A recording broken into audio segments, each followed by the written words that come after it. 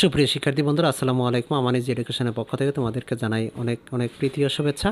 তো বন্ধুরা, গত পর্বে তোমাদের মধ্যে আলোচনা করা হয়েছিল তোমাদের পাঠ্য বইয়ের অনুশীলনী 1-এর 17 নম্বর অঙ্কের সমস্যার সমাধান নিয়ে। তো বন্ধুরা, আজকে তোমাদের মধ্যে আলোচনা করা হবে 18 নম্বর অঙ্কের সমস্যার সমাধান নিয়ে। তো বন্ধুরা, আশা করি তোমরা সাথেই থাকবে এবং পরবর্তী ক্লাসের আপডেট পেতে চ্যানেলটি অবশ্যই সাবস্ক্রাইব করে পাশে থাকা বেল আইকন অন করে রাখবে, যেন পরবর্তী ক্লাস আপলোড দেওয়ার সাথে সাথে তোমাদের নোটিফিকেশনে চলে আসে। তো বন্ধুরা, 18 নম্বর অঙ্ক দেখতে পাচ্ছ যে ভাগ করো, ভাগ করতে বলছে। আমরা কিন্তু 17 নম্বর অঙ্কে কিন্তু গুণ করে দেখিয়েছি। গুণ যেভাবে করেছি একইভাবে সেই নিয়মে ভাগ করব। এখানে দেখো যে মনে করতে হবে 0.3 পৌনপণিক। এখানে পৌনপণিকও নেই এবং কি নেই, দশমিক নেই, তাহলে আছে কত 3। এর আগে শূন্য আছে, শূন্য থাকলেও চলবে, না দিলেও চলবে। তাহলে আমরা দিব কি 3 বিয়োগ, যেহেতু দিতে হবে, তারপর দিতে হবে কি দশমিকের পরে পৌনপণিকের আগে কোনো সংখ্যা আছে কিনা, আছে কত 0। তাহলে আমরা কি করব, 0 বিয়োগ করব। এখন দেখো দশমিকের পরে কয়টা সংখ্যা পৌনপণিক থাকবে, যে কটা সংখ্যা পৌনপণিক থাকবে সেই কটা 9 লিখতে হবে, নিচে হরে সেই কটা 9 লিখব, 9 লিখছি। তারপরে এখানে ভাগ, একইভাবে 0.6 পৌনপণিক, মনে করতে হবে পৌনপণিকও নেই, দশমিকও নেই, তাহলে 6। তাহলে লিখব 6 এবং এখান থেকে মাইনাস করতে হবে কত, 0 মাইনাস করতে হবে, যেহেতু সংখ্যা আছে কত 0। তারপরে এখানে দশমিকের পরে পৌনপণিক রয়েছে একটি সংখ্যা, তাহলে আমরা লিখব কি একটি 9। আর যদি দশমিকের পরে কোনো পৌনপণিক সংখ্যা না থাকতো তাহলে এখানে কি দিত, 9-এর সাথে 0 লিখতাম। তারপর এখানে আমরা লিখব 3 থেকে 0 গেলে 3 থাকে, নিচে 9 ভাগ, এখানে 6 থেকে 0 গেলে 6 থাকে, নিচে 9। তো এখন দেখো 3 9 ভাগের গুণ করলে 9 যাবে উপরে, 6 আসবে কোথায়, নিচে। তো এখন দেখেন 9 আর এবং 9 কাটা, 3 এবং 6-এর ভিতরে কতবার যাবে, 2 বার যাবে। তো এখন উপরে কিন্তু 1 থাকে, উপরে 1 নিচে 2। তো বন্ধুরা, এখানে দেখো 1কে যদি আমরা 2 দিয়ে ভাগ করি, এখানে আমরা লিখব যে 1 ভাগ 2। 1কে 2 দিয়ে ভাগ করলে হবে 0.5। তো এখানে লিখব 0.5। এটাই হচ্ছে আমাদের কাঙ্ক্ষিত ফলাফল। তো বন্ধুরা, আশা করি তোমরা ক নম্বর অঙ্কের সমস্যাটা বুঝতে পেরেছো। এখন চলে যাব খ নম্বর অঙ্কের সমস্যায়। বন্ধুরা, এখানে দেখো ভাগ করার নিয়ম হচ্ছে যে আমাদের এখানে কী লিখতে হবে, মনে করতে হবে দশমিকও নাই, পৌনপণিকও নাই, তাহলে কত আছে 35। 35 থেকে এখানে দেখো মনে করতে হবে 0.35, এখানে দশমিকও নেই, পৌনপণিকও নেই, তাহলে 35। 35 থেকে কত বিয়োগ করতে হবে, 35 থেকে বিয়োগ করতে হবে কয়টা সংখ্যা আছে পৌনপণিকের আগে, পৌনপণিকের আগে সংখ্যা আছে 0 এবং 3। তার মানে এখানে 3 বিয়োগ করতে হবে, কত বিয়োগ করতে হবে, 3 বিয়োগ করলেই আমাদের এখান থেকে সংখ্যাটি বের হয়ে যাবে। তাহলে 3, তাহলে দশমিকের পরে পৌনপণিক আছে একটা, অর্থাৎ 5। তাহলে 5-এর জন্য একটা কি দিতে হবে, 9। এখন দশমিকের পরে পৌনপণিকের আগে অনাবৃত সংখ্যা আছে কয়টা, একটা, তাহলে অনাবৃত সংখ্যার জন্য একটা কি দিতে হবে, 0 ভাগ। এখানে মনে করতে হবে দশমিকও নাই, পৌনপণিকও নাই, আছে কত 17। 17 থেকে 1 বিয়োগ করতে হবে, কত বিয়োগ করতে হবে, 1। তাহলে আমরা 1 বিয়োগ করব, 1 লিখব। কেন 1 লিখব, একটা সংখ্যা আছে, দশমিকের আগে কয়টা সংখ্যা আছে, একটা সংখ্যা আছে। তাহলে এখানে দশমিকের পরে পৌনপণিক আছে একটা সংখ্যার উপরে 7, এখানে আমরা 9 দিব। আর দশমিকের পরে যদি পৌনপণিকের আগে যদি কোনো সংখ্যা অনাবৃত থাকতো তাহলে একটা 0 লিখতাম। তাহলে এখানে 35 থেকে 3 গেলে কত থাকে, 32, নিচে 90 ভাগ 17 তনে 1 গেলে থাকে 16, নিচে 9। এখন দেখো 32 ভাগ 90, ভাগের গুণ করলে 9 যাবে উপরে, 16 আসবে নিচে। 9 দিয়ে 90 কাটলে 10 বার যাবে, আবার 16 দিয়ে 32 কাটলে 2 বার যাবে, 2 দিয়ে 10 কাটলে 5 বার যাবে, উপরে কত থাকে, 1 থাকে। তাহলে এখানে লিখবো আমরা উপরে 1, নিচে কত 5। তাহলে এখানে 1কে যদি আমরা 5 দ্বারা ভাগ করি তাহলে এখানে লিখব 1 ভাগ 5 ইকুয়াল টু কত, 0.2। তাহলে এখানে লিখব 0.2। এটাই হচ্ছে আমাদের কাঙ্ক্ষিত ফলাফল। তো বন্ধুরা, আশা করি তোমরা খ নম্বর অঙ্কের সমস্যাটা বুঝতে পেরেছো। এখন চলে যাব পরবর্তী সমস্যায় গতে।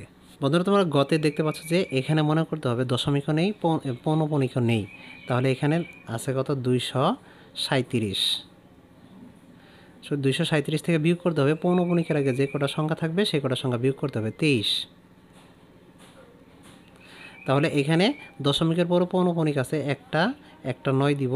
তাহলে দশমিকের পরে পৌনঃপুনিকের আগে সংখ্যা আছে কত? একটা, এখানে একটা কি দিতে হবে? 0 দিতে হবে। তারপর এইখানে ভাগ, এখানে দশমিকও নেই, মনে করতে হবে পৌনঃপুনিকও নেই, তাহলে কত? 45। এখানে দেখো দশমিকের আগে কয়টা সংখ্যার উপরে পৌনঃপুনিক নেই? একটা, তাহলে 4 দিতে হবে। এখানে 4-এর আগে 0 দিলেও চলবে, না দিলেও চলবে। তারপর এখানে দশমিকের আগে পৌনঃপুনিক আছে একটা 9 দিব, এবং দশমিকের আগে পরে পৌনঃপুনিকের আগে সংখ্যা আছে একটা, এই কারণে একটা কি দিব? 0 দিব, 90। তাহলে এইখানে 237 থেকে 23 চলে গেলে 214 থাকে, নিচে 90 ভাগ 45 তনে 4 গেলে থাকে 41, নিচে কত থাকে?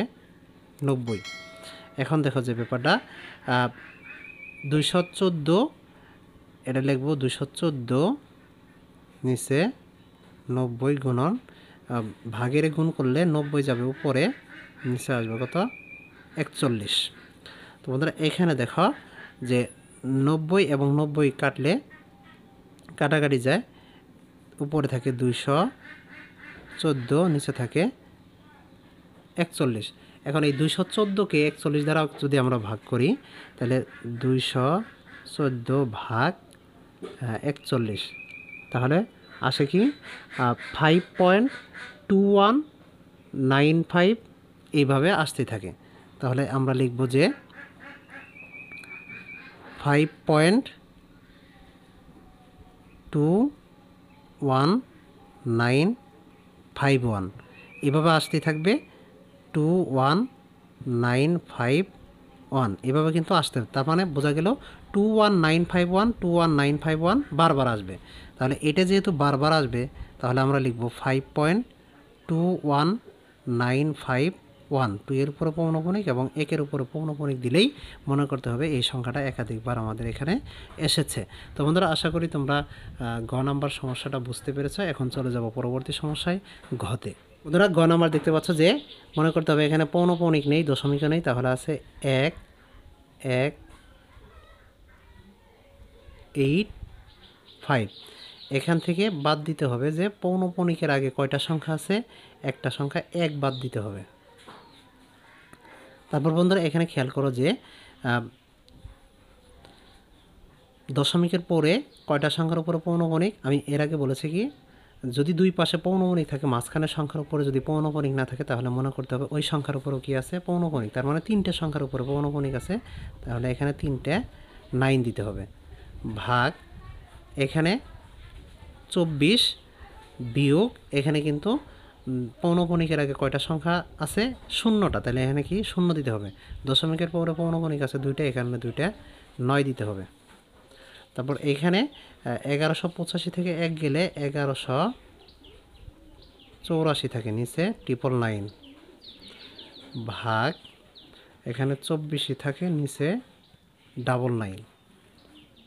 বন্ধুরা এখন দেখো যে 1184 ভাগের গুণ করলে 99 যাবে উপরে, 24 আসবে কি নিচে।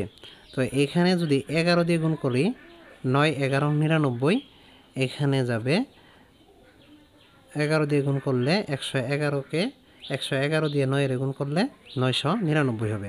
তারপরে এখানে যদি 3 দিয়ে ভাগ করি, 3 8 24, আর এখানে যদি 8 দিয়ে একে যদি ভাগ করি, তাহলে এখানে যাবে 148।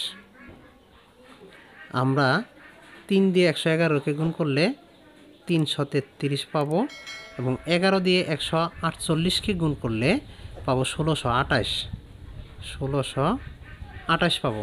তো এখন এই 1628কে 333 দ্বারা ভাগ করব, 1628 ভাগ 333, তাহলে ফলাফল দ্বারা কি 4.8 4.888 এইভাবে কী করতে হবে, যেতেই থাকবে। তাহলে এখানে আমরা লিখব যে 4.1টা 8-এর উপরে পৌনঃপুনিক দিলে বোঝা গেল যে অগণিত 8 আসছে। তাহলে এটাই হচ্ছে আমাদের কাঙ্ক্ষিত ফলাফল। তো বন্ধুরা, আশা করি তোমরা গ নম্বর অঙ্কের সমস্যাটিও বুঝতে পেরেছ। তো বন্ধুরা, আজকে এই পর্যন্তই। তবে যাওয়ার আগে একটি কথা, যদি তুমি আমাদের এই চ্যানেলে নতুন হয়ে থাকো, অবশ্যই চ্যানেলটি সাবস্ক্রাইব করে পাশে থাকা বেল আইকন অন করে রাখবে, যেন পরবর্তী ক্লাস আপলোড দেওয়ার সাথে সাথে তোমাদের নোটিফিকেশনে চলে আসে। 18 নম্বর অঙ্কের উপর ভিত্তি করে তোমাদের পাঠ্য বইয়ের উদাহরণ 17, 18 এবং 19 নম্বর উদাহরণ দেওয়া রয়েছে এবং 16 পৃষ্ঠার 2টি কাজ দেওয়া রয়েছে। অবশ্যই তোমরা এই নিয়মের উপর ভিত্তি করে অঙ্কগুলি করবে। তো বন্ধুরা, আজকে এই পর্যন্তই। পরবর্তী ক্লাসের আমন্ত্রণ জানিয়ে এখানে শেষ করছি। সে পর্যন্ত তোমরা সুস্থ থাকবে, ভালো থাকবে। আল্লাহ হাফেজ। ধন্যবাদ সবাইকে।